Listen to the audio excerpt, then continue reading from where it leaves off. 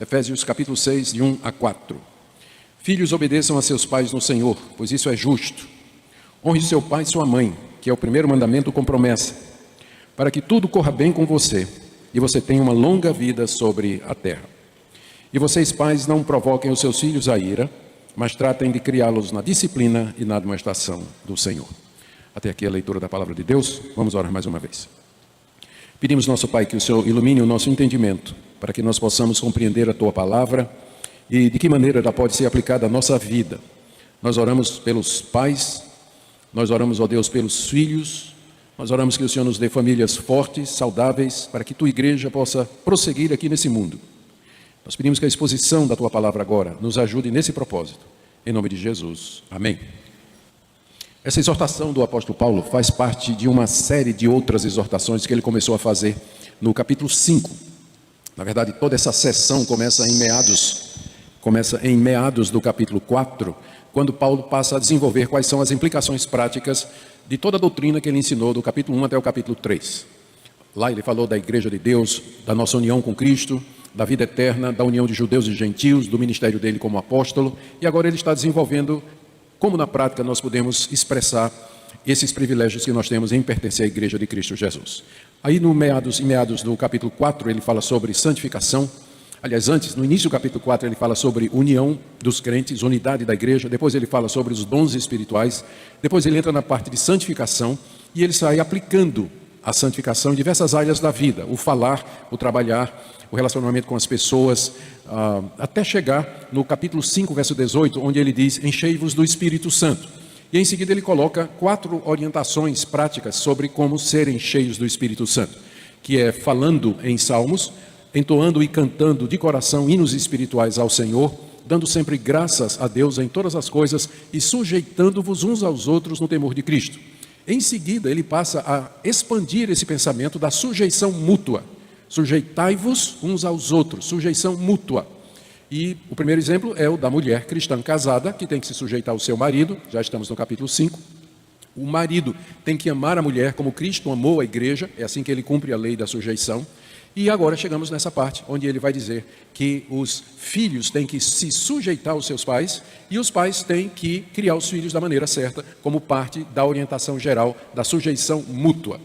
Nós cristãos nos sujeitamos uns aos outros porque nós desempenhamos diferentes papéis. Você é ao mesmo tempo pai, filho, trabalhador, patrão. E para cada um desses chapéus que a gente usa durante a nossa vida, existe um ritual, existem orientações da parte de Deus. Sujeitar-nos uns aos outros é reconhecer isso, reconhecer a vocação, o chamado dos nossos irmãos e irmãs e respeitá-los dentro da sua área de atuação e área de autoridade. E aqui no caso, os filhos são chamados a obedecer a seus pais e os pais são chamados a criar os seus filhos da maneira certa, para que nós vejamos exemplos e mais exemplos do que nós vimos aqui nessa noite. E eu sei que outros exemplos têm sido dados aqui nessa igreja também. Então é sobre isso que eu queria falar, sobre o papel dos pais. Primeiro, o papel dos filhos, dentro da visão geral da submissão mútua como parte de viver uma vida cheia do Espírito, e também o papel dos pais na criação do Senhor, na criação dos filhos no Senhor. Em primeiro lugar, então, os filhos, Paulo ocupa-se com eles, versos 1, 2 e 3. A primeira coisa que nós precisamos saber é a quem de fato o apóstolo Paulo está se dirigindo, porque a palavra filhos é muito ampla. Não, no grego, na língua original, ela não indica idade. Pode ser uma criança, pode ser já um filho adulto. A palavra filho é a mesma que é usada para se referir a filhos simplesmente em termos de descendência, né? Poderia ser traduzido como descendência. Mas tem alguma coisa que nos dá uma ideia de que Paulo tem em mente filhos pequenos, porque o verso 4, ele diz, pais, não provoquem seus filhos a ira, mas tratem de criá-los na disciplina e na admoestação do Senhor. Logo, são crianças, não é? São filhos pequenos, porque Paulo está dizendo que eles têm que ser criados ainda, eles precisam ser disciplinados, precisam ser orientados. Ninguém vai fazer isso com um filho de 20 anos, né? Embora tem quem faça, mas não é o normal. Então, são filhos pequenos que o apóstolo Paulo tem em mente aqui. Aqueles filhos que estão debaixo da orientação, da autoridade e da dependência paterna, mas não tão pequenos que não possam entender isso que está sendo dito aqui. Não tão pequenos que não possam entender o que está sendo dito e que eles devem honrar, respeitar pai e mãe. Então, esse é o meu primeiro ponto a quem isso se refere. Depois de uma certa idade, quando os filhos saem debaixo da nossa dependência, o pai já não é mais responsável, os pais já não são mais responsáveis. Você criou seu filho a vida toda nos caminhos do Senhor. E eles estiveram na igreja, estiveram dentro do cristianismo, enquanto estavam na sua dependência. Depois que eles alcançaram a autonomia deles, foram para a universidade, arrumaram seu emprego, saíram de casa, se casaram, o que eles vão fazer? Eles vão dar conta a Deus. Já não é mais responsabilidade dos pais. Já não é mais responsabilidade dos pais. Isso aqui é importante a gente saber, porque tem uma orientação do apóstolo Paulo, lá na 1 Timóteo capítulo 3, é que aquela pessoa que quer ser presbítero, ela tem que ter filhos que sejam crentes e que andem nos caminhos de Deus. Agora, isso só faz sentido enquanto os meninos são pequenos e estão debaixo da autoridade do pai, porque depois que saem, você não tem como se responsabilizar pela pessoa, depois que é pelo filho ou filha, depois que ela saiu de debaixo da sua autoridade, não depende mais de você, se casou, está seguindo a vida. Então, filhos aqui são crianças pequenas, mas ainda, ou já na idade de poder compreender o que o apóstolo Paulo está falando aqui. Segunda coisa que eu queria mencionar aqui é o mandamento de Paulo. Paulo diz para essas crianças, obedeçam os seus pais. A palavra obedecer que Paulo usou aqui, ela significa literalmente estar debaixo da voz de alguém. Ou seja, alguém disse uma palavra de comando, você imediatamente se colocou debaixo daquilo. Você ouviu e se sujeitou.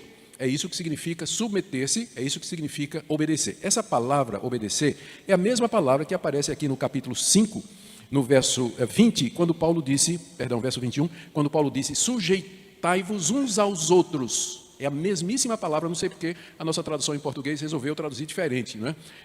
Aqui traduziu como sujeitai-vos uns aos outros. Quando vai falar da esposa, no verso 22, é o mesmo verbo, esposas, que cada um de vocês se sujeite ao próprio marido. E quando chega aqui no capítulo 6, verso 1, é o mesmo verbo e deveria ser traduzido como filhos se sujeitem a seus pais.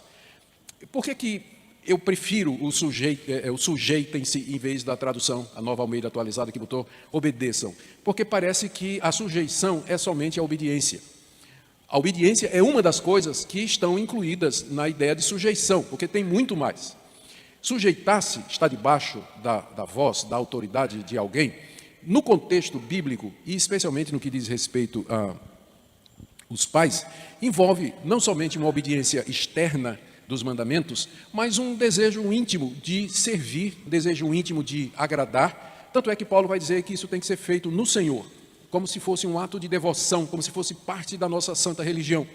Então é mais do que simplesmente obedecer a uma voz que está sendo, uma ordem que está sendo dada, uma determinação que está sendo feita, ou um pedido que os pais estão fazendo. Envolve o coração, envolve a mente, envolve todas as dimensões da personalidade da criança, a ideia da sujeição. Eu me lembro da história de um menino mal criado, que estava fazendo coisa errada, né? E o pai pegou ele e botou ele de castigo no canto da parede, olhando para a parede. E você vai ficar aí 30 minutos até você aprender. Aí o menino gritou por cima do ombro, eu estou em pé por fora, mas por dentro eu estou sentado. Então, a sujeição é mais do que obediência, ela envolve também o coração. Não é? O que o pai queria era que a criança se sujeitasse, não é? Se reconhecesse a autoridade, porque alguém pode obedecer de má vontade e alguém pode obedecer sem estar convencido. Mas, no caso aqui, a palavra, ela significa alguma coisa que é feita de coração, de convencimento da parte da criança. O terceiro ponto aqui que eu queria observar para vocês é a expressão pais. Aqui o apóstolo Paulo usa uma palavra que significa genitores. Ele está falando de pai e mãe aqui. Pai e mãe. E literalmente genitores. A origem da palavra genitora é o verbo grego de onde vem a palavra nascer. Então, são aqueles que fizeram nascer, aqueles que trouxeram vocês ao mundo. Isso aqui vai ser importante, daqui a pouco vocês vão ver por quê que eu estou dizendo isso. Então, a obediência que é pedida aqui é ao pai e à mãe. É aos dois, são os genitores, são os nossos pais que nos trouxeram ao mundo. Tem que sujeitar-se e obedecer ao pai e à mãe, ambos. Isso é importante porque nós vivemos uma cultura onde parece que o pai tem mais autoridade e tem que ser mais temido e respeitado do que a mãe. A mãe é todo amor, tolerante, passa a mão na cabeça, pai não, né? Pelo menos é o que a gente pensa, né? Pai já é brabo, já chega junto e, né, dá um peteleco na orelha do moleque e por aí vai. São os dois. A obediência é para ser prestada aos dois. E, naturalmente, vem a pergunta, né? E quando eles não concordam? Quando o pai quer uma coisa e a mãe quer uma coisa? Vou responder no verso 4. Chegar no verso 4 eu vou responder isso aí. Mas, por enquanto, só vamos nos satisfazer com essa explicação de que essa orientação, essa sujeição que é pedida às crianças, aos filhos pequenos, é que seja aos genitores, tanto ao pai como a mãe. Meu quarto ponto aqui, essa expressão que Paulo usa, no Senhor. No Senhor. Ela pode significar, ou ela pode ser ligada ao verbo, obedeçam no Senhor, ou ela pode ser ligada a seus pais, obedeçam a seus pais no Senhor, ou seja, os pais espirituais. Como essa última interpretação, ela não faz sentido nenhum na Bíblia, especialmente em contextos como esse, porque logo em seguida é dito que os pais criam os filhos, então é óbvio que está falando de pai biológico mesmo, dos genitores, está falando dos genitores. Então, o no Senhor está ligado ao obedecer. Eles têm que se sujeitar no Senhor. E o que é que isso significa em termos práticos? Significa que o filho deve ser orientado a obedecer aos seus pais como parte ou como expressão do fato de que ele é crente, que ele é temente a Deus, de que ele está sendo criado nos caminhos do Senhor. Obedecer aos pais e se sujeitar aos pais faz parte daquilo que Deus requer de nós.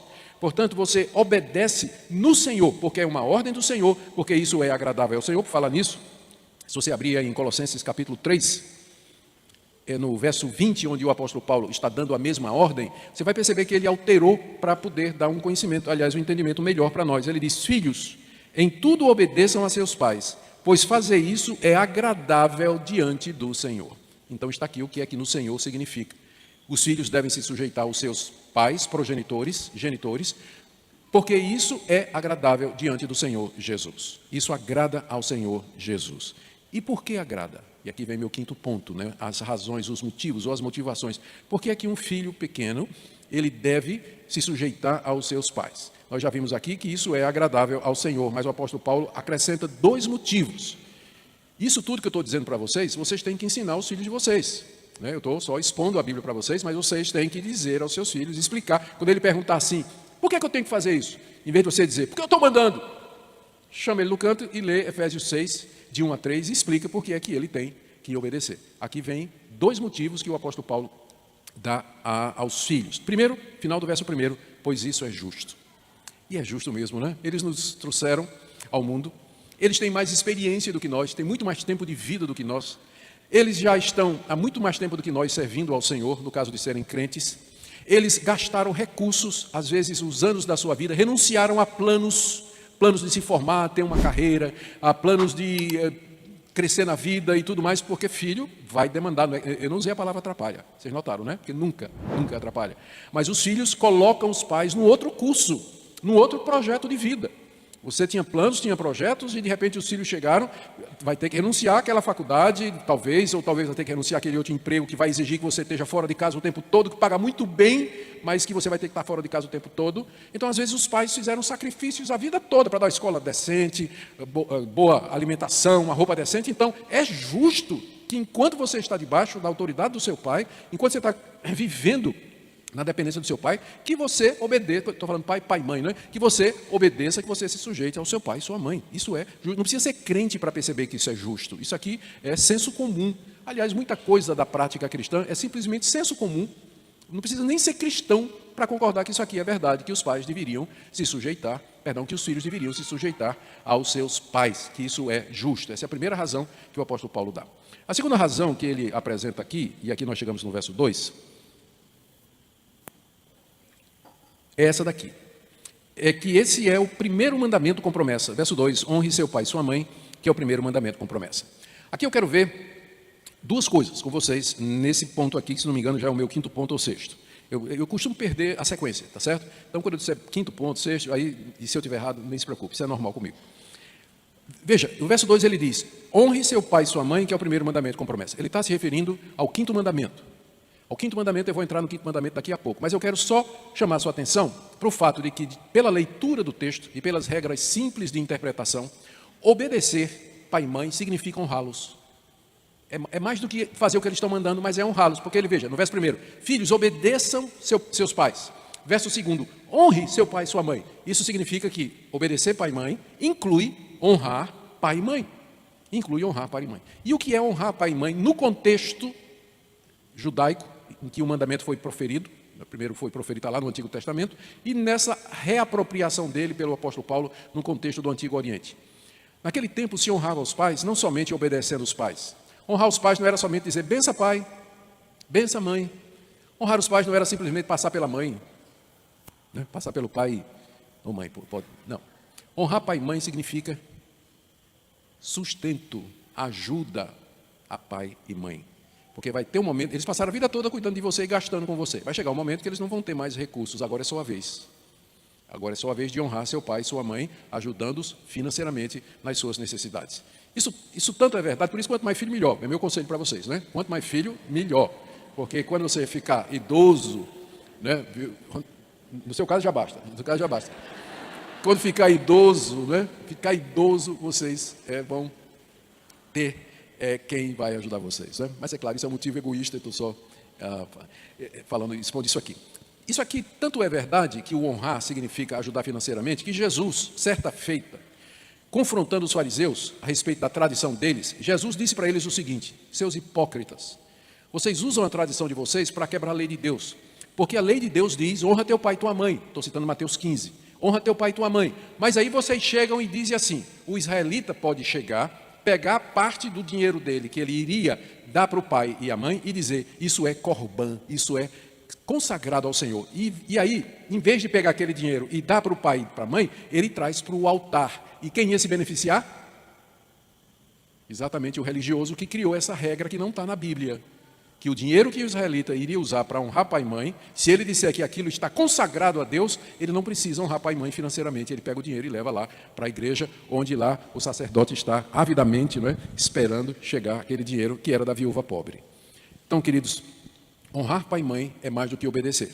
E isso é uma coisa que os pais têm que conquistar da criança. Você não quer que a criança lhe obedeça somente porque você é o pai, a mãe, e porque isso é justo, mas porque a criança honra você. Ela respeita você, ela ama, admira você. Porque uma vez que você ganha o coração do seu filho nesse sentido, as outras coisas vão chegando. Ele é um pecador, precisa ser corrigido, orientado. Você vai fazendo isso durante os anos. Mas se o coração dele, dela, da criança, está com você, é voltado para você, inclinado para você, tudo mais vai chegando com o tempo da criação. Então, honra teu pai e tua mãe. Aí Paulo acrescenta que é o primeiro mandamento com promessa. Não é. Não é o primeiro mandamento com promessa. O primeiro mandamento com promessa é o segundo. Quando diz assim, não farás para ti imagem de escultura, não as adorarás nem lhe darás culto, porque eu sou o Senhor teu Deus, que castigo a iniquidade dos pais nos filhos, que recompenso, que abençoo a bondade e a fidelidade dos pais nos filhos até a terceira e quarta geração, e castigo a iniquidade dos pais nos filhos até a 1000 gerações daqueles que me detestam e não seguem os meus mandamentos. É o segundo mandamento, ele tem uma promessa, dizendo que Deus promete abençoar as gerações daqueles que o temem e que não praticam idolatria. Então, Paulo errou? Não, ele não errou. É simplesmente que esse primeiro mandamento com promessa, que é o segundo mandamento, ele é geral. E esse aqui é particular, é uma promessa particular, dirigida para filhos obedientes. É nesse sentido que esse é o primeiro mandamento, é o primeiro mandamento que traz uma promessa específica para aqueles que o cumprem, que é exatamente a promessa que vem em seguida, verso 3, para que tudo corra bem com você e você tenha uma longa vida sobre a terra. Lá no hebraico, lá em Êxodo capítulo 20, na Bíblia hebraica, em Êxodo capítulo 20, onde esse mandamento aparece, é dito que para que o Senhor faça prosperar os teus dias na terra que o Senhor teu Deus te dá. Então, o mandamento foi enunciado por Deus através de Moisés no contexto da conquista da terra de Canaã. Então, esse mandamento no Antigo Testamento significa isso, que o israelita que temesse e honrasse a seus pais, que fosse obediente e sujeito aos seus pais, Deus o abençoaria, fazendo com que ele vivesse muito tempo na terra prometida, que Deus estava para dar para eles. Paulo pega essa passagem, e uma vez que cristãos não têm terra, eles não são um país, eles não têm um território, Paulo então aplica, ele espiritualiza no verso 3, para que tudo corra bem com você, isso está lá no Antigo Testamento, e você tenha uma longa vida não é sobre na terra prometida não, sobre a terra, qualquer lugar em que você esteja, qualquer país que você mora, onde quer que Deus lhe trouxe aqui nesse planeta, nesse mundão, isso aqui vale. Se você honra e respeita seus pais, fazendo aquilo que é agradável ao Senhor, Deus promete que vai abençoar você. Deus promete que vai cuidar de você, que vai fazer você prosperar. Nada do que você doou-se ou renunciou por amor aos seus pais vai lhe faltar. Mas Deus vai lhe dar prosperidade e vai abençoá-lo aqui nesse mundo. Há exceções a essa regra, evidentemente, sempre há exceções, embora Deus a cumpre plenamente no novo céu e na nova terra. Porque o mundo vindouro que Deus está preparando é para aqueles filhos de Deus convertidos, que provam que são convertidos, andando nos mandamentos do Senhor.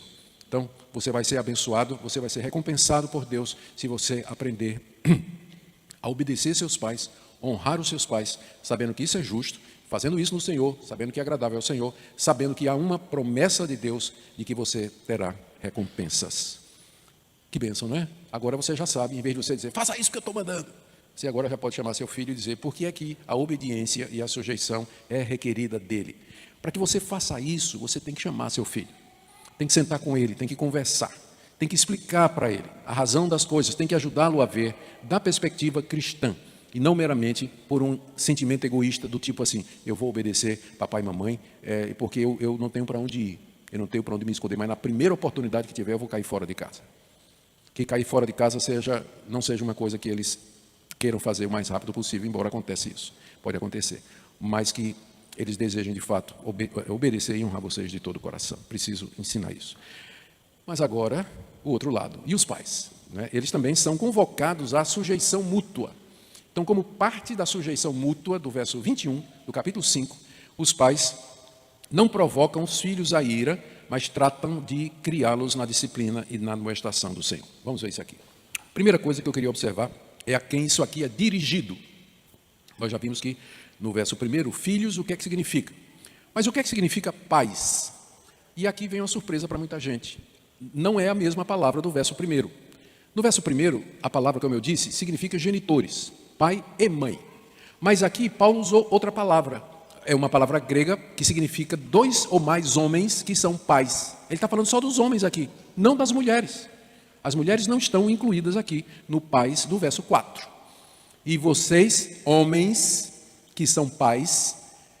Então, isso aqui é importante. Não quer dizer que a mãe não participa da educação dos filhos, mas quer dizer que o responsável é o pai. E aqui você tem a resposta àquela pergunta que eu levantei, e eu disse que eu iria responder no verso 4, responder com a própria Bíblia. Quando pai e mãe discordam sobre questões de criação do filho, e não é possível chegar num acordo, prevalece a orientação do pai, porque está dito aqui que é ele que tem que criar os filhos na disciplina e na administração do Senhor. Isso é brabo para a mãe, né?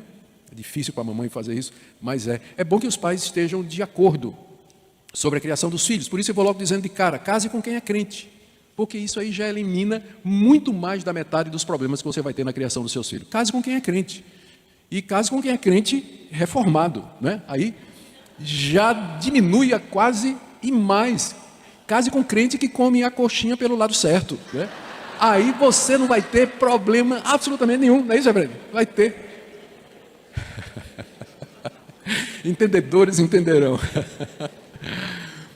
Quando há divergência nesse assunto, o apóstolo Paulo coloca a responsabilidade nos pais. Não quer dizer que a mãe, isso aqui é tão importante que eu não vou me cansar de repetir. Não quer dizer que a mãe não participa da criação dos filhos. Mas o responsável diante de Deus, em última análise, é o pai. É o mesmo padrão lá no Jardim do Éden. Mesmo padrão, Deus criou Adão, criou a Eva da sua costela para ser a sua auxiliadora idônea, que estava como que diante dele. Foi Eva quem pecou, mas quem é que Deus veio confrontar? Eva pecou primeiro, mas quem é que Deus responsabilizou por tudo? Adão. Adão era responsável, ele é o cabeça do lar. E então, ser cabeça do lar significa, tem a ver não somente com o casamento, mas com a criação de filhos também. Ele é responsável por isso. Esse é meu primeiro ponto aqui. O segundo ponto, o que é que Paulo está determinando aqui? Ele está determinando aos homens que não provoquem os seus filhos à ira. E agora você entende talvez por que é mais dirigido aos homens. Provocar o filho. Aqui em Colossenses, quero ver o que é que Paulo disse, Colossenses capítulo 3, verso 21. Pais, não irritem os seus filhos para que eles não fiquem desanimados. É verdade. Quando o pai começa a dar ordem injusta, requerer do filho aquilo que o filho não pode fazer, não tem condições de fazer, dá um mau exemplo, ele diz uma coisa, mas vive outra, e garanto a vocês sabem disso, crianças são craques e rápidas em ver a hipocrisia do pai e da mãe. Quando o pai e a mãe dizem uma coisa, mas fazem outra.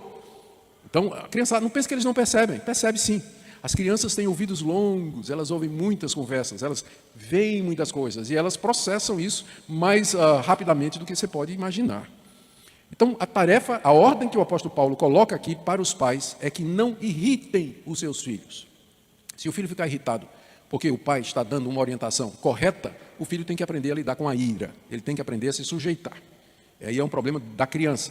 Mas aqui o apóstolo Paulo está falando quando o pai não está mais refletindo a vontade de Deus para os filhos, está dando ordens injustas, pedindo coisas que não deve, negligenciando o seu papel completamente, tratando a mãe das crianças mal na frente das crianças.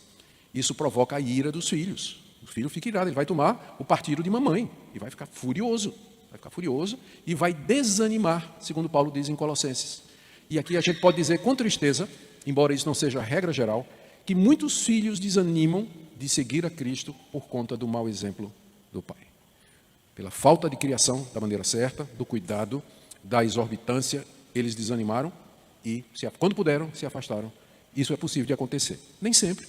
Há casos de homens e mulheres que criaram seus filhos nos caminhos do Senhor, mas aí a criançada chegou numa idade em que tomou suas próprias decisões e seguiu o caminho pelo qual vai dar conta a Deus.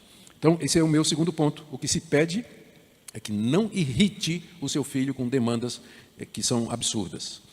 Mas, aqui o terceiro ponto. Aqui Paulo o mais introduz a alternativa e dizendo de que maneira, então, o pai deve criar o filho. São duas coisas.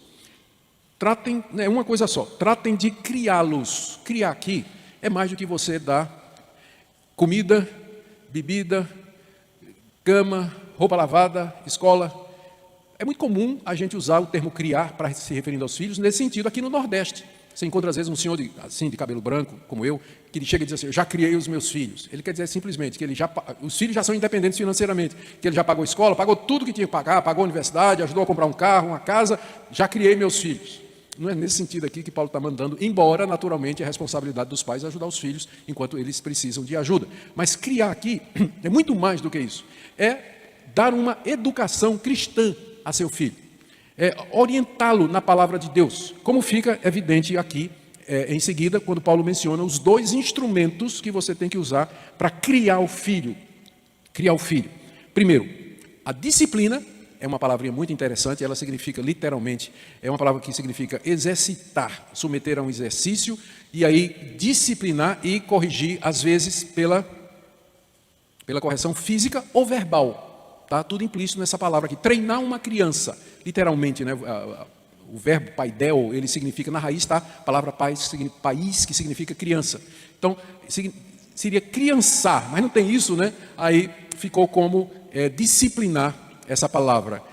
Você corrigir seu filho, orientar seu filho, exercitá-lo, usando os meios necessários para isso. E às vezes você vai ter que discipliná-lo oralmente, e às vezes você tem que recorrer às sandálias havaianas há 30 anos ajudando você a educar seus filhos. Não é? Então, existe isso aí, claro. A Bíblia é totalmente contra espancamento, bater na criança com raiva, machucar a criança. Na hora que você vai corrigir um filho, você tem que fazer como a Bíblia fala. Você não vai descarregar sua ira, sua raiva no filho. Disciplina é necessário, faz parte de criar os filhos em oposição a provocar a ira deles. Eu posso até dizer que se você não disciplinar seus filhos, você faz com que a ira deles se manifeste. A Minka sempre me lembra de uma história, uma vez a gente saiu num piquenique com crianças, e tinha uma criança lá, que estava assim, acho que foi aqui mesmo no zoológico, faz muitos anos isso aí, eu ainda era recém-casado, e tinha um menino que estava perturbando, os pais tinham entregado tudo, e ele gritava, mexia com todo mundo, estava perturbando tudo. Aí eu chamei o menino, dei uma bronca assim mesmo, se tornou meu amigo. O menino se agarrou comigo como se eu fosse o pai. Às vezes, aquilo que a criança está fazendo é dizendo assim, papai, me pare, por favor, porque eu não consigo parar sozinho. Aí que entra a disciplina, né? Em oposição, porque quando você deixa, ele não consegue parar. É uma raiva atrás da outra, uma raiva atrás da outra. E, por fim, criá-los na disciplina e na admoestação do Senhor. Essa palavrinha aqui é uma palavrinha muito interessante. Ela significa, literalmente, colocar a mente em pé. Noutoteo. Colocar a mente em pé. É tão interessante essa palavra que ela veio a ser usada por vários estudiosos na área de aconselhamento para se referir ao tipo de aconselhamento que eles praticam, que é o aconselhamento noutético. O que é o aconselhamento noutético? É um aconselhamento que a primeira coisa que procura fazer quando alguém chega no gabinete, a vida cheia de problemas, é você colocar a mente da pessoa em pé, na posição correta. Está dizendo, olha, isso aqui, você está pensando errado sobre isso, você tem uma concepção errada sobre isso, a Bíblia diz isso, aí você está pensando outra coisa. E à medida que você coloca a mente em pé, o resto vem. As emoções, os sentimentos, a experiência, ela se segue. Então, a primeira coisa, o pai tem que aprender a colocar a mente do seu filho na posição correta, na direção correta. Para isso, ele precisa conhecer a Bíblia, a palavra de Deus, gastar tempo com o seu filho, para que ensine o seu filho a pensar como cristão, a ver as coisas da perspectiva cristã. Quando o seu filho, às vezes, vai para a escola, e lá eles colocam a mente do seu filho em tudo quanto é lado. Quando chega em casa, você vai ter que colocar a mente dele na direção certa. É o aconselhamento noutético ou o cuidar, a criação noutética, em que você usa a Bíblia para corrigir o pensamento, o foco, para que assim tudo mais possa se encaixar. Eu quero terminar com algumas palavras aqui de aplicação. Em primeiro lugar, aos pais. Criar filhos, especialmente de acordo com o que é dito aqui, é um grande desafio, mas vale a pena, vale a pena. E eu queria me dirigir primeiro aos pais, aos homens, lembrando que essa é a sua responsabilidade. Não terceirize para sua esposa. Ela pode lhe ajudar, ela é sua ajudadora idônea. Lá no livro de Provérbios diz, ouça a voz do seu pai e da sua mãe. Está dito lá no livro de Provérbios. Então a mãe participa também. Mas lembre que o fardo maior é do pai. A responsabilidade maior é sua, você como pai. Então não transfira isso para sua esposa e simplesmente largue a criação dos meninos na mão dela. Porque é preciso o exemplo, a figura masculina de um homem cristão, crente, para ajudar o filho a saber que caminho ele vai seguir. Uma palavra também para as mães. Eu não quis de maneira nenhuma me esvaziar do seu papel, apesar de que eu vi muitas mães respirando aliviadas quando eu estava explicando isso aqui. Não quero esvaziar o seu papel. Mas é importante que você ajude também seu marido nisso. Lembrando a ele, encorajando ele. Que, olha, não é isso não, que você deixa que só eu tenho que estar corrigindo os meninos e tudo mais. Você tem que participar ativamente. Faça isso. Faça isso. Lembre ao seu marido a responsabilidade que ele tem. Também quero trazer uma palavrinha aqui para as crianças e adolescentes, para isso que Deus requer de você, que você honre seu pai, honre sua mãe, se sujeite a eles, porque isso é justo, isso é agradável a Deus, e Deus vai abençoar você. Deus vai abençoar você. Olha, na hora que você aprende a amar e honrar os pais, quando você for para o exército fazer o serviço militar, você não vai ter problema nenhum com a autoridade lá. Não, porque você já aprendeu em casa. Quando você for para uma empresa e você tiver um patrão, né, que está dando ordem e você vai ter que trabalhar debaixo de ordem, você vai ser o melhor empregado do mundo, que você aprendeu em casa. E quando você for eleito presbítero da igreja, você sabe o que é que significa obedecer e liderar pelo exemplo. Quando você for diácono, quando você estiver na liderança de alguma coisa, o nosso lar é a nossa primeira escola dessas coisas. Então, eu digo isso para você. Você que é filho, aprenda desde cedo. Uma palavra para quem é solteiro. Pensou que não ia chegar em você, não é? Mas vai. Se você está pensando em casar, olhe para isso aqui. E diga com sinceridade diante do coração. Se você casar com uma pessoa que é descrente, que não acredita em nada disso aqui, que tem outra cosmovisão, tem outra maneira de enxergar a realidade, como é que você pretende que isso aconteça na sua vida? Se você casou com uma pessoa, ou planeja casar com uma pessoa que não é crente. Eu queria desencorajar você. Né? Se não marcou o casamento, até se marcou, já pode desmarcar também, dá tempo ainda. Mas não vai conseguir viver isso aqui se você não tiver com alguém com quem você pode se ajoelhar ao lado da cama para chorar juntos. Pelos filhos, pelas dificuldades, que eles trazem tristeza para nós às vezes, e é importante você ter alguém com quem você pode chorar e compartilhar todas as coisas, compartilhar esse tipo de coisas. Agora, também, eu tenho uma palavrinha para você que já era casado com um descrente, ou casada com um descrente, e se converteu. E os filhos estão naquela idade ainda de crianças pequenas, no objeto de tudo isso aqui, né? Como fazer agora? Essa de todas as situações que eu descrevi é mais difícil. É mais difícil, porque você já está casado, tem filhos, e o seu cônjuge não pensa como você, vai estranhar, inclusive, né? Já deve ter estranhado quando você professou sua fé em Jesus Cristo e determinados valores. O que você deve fazer é pedir a Deus sabedoria, ponto por ponto, a cada momento. Lembrando que sua prioridade é o seu marido, Não é que seus filhos não sejam importantes, mas se tiver que fazer uma escolha entre, por exemplo, o marido chegar e dizer assim, mulher, hoje é domingo e eu estou em casa e eu quero que você faça aí uma feijoada, como só você pode fazer. Não tem esse negócio de ir para a igreja, não. Quero que você faça isso. E os seus filhos estão para ir para a escola dominical. Eu diria que você ficasse em casa, atendesse seu marido, porque ele é a pessoa que Deus colocou na sua vida como primeira autoridade, e não entre numa briga com ele por conta disso. Não entre. Chama seus filhos, quando puder, durante a semana, ensina o caminho de Deus, mostra o caminho do Senhor. Porque o apóstolo Paulo diz lá, em 1 Coríntios 7, se algum irmão ou irmã é casado com um descrente, e o descrente consente em morar com você, não abandone. Então, não use o evangelho como uma desculpa para começar uma briga que pode acabar num divórcio e numa separação. Então, atenda e peça a Deus a oportunidade, né? Se puder, seus filhos estarem em outros contextos com crianças crentes, use todas as oportunidades, mas lembre-se de manter o seu casamento. Isso é muito importante. E por fim, ore pelos seus filhos, interceda por eles. Eu sempre gosto de contar que eu fui criado na igreja presbiteriana, segui o mesmo caminho do João Gabriel. Infelizmente, quando eu tinha 16 anos, abandonei a igreja. Minha mãe era uma mulher de oração. Intercedia por mim, orava por mim. Eu afastado da igreja, fazendo coisas horríveis, horríveis, horríveis. Ela não deixava de orar por mim. Enquanto há vida, há esperança. Não pare de orar pelo seu filho. Não pare de orar pelo seu filho. Aos 23 anos, eu me converti através dela, ela orando lá no quarto dela. E ela é minha mãe 2 vezes. Minha mãe 2 vezes. Eu digo isso para lembrar da importância em tudo isso, e você ora pelos seus filhos. Amém?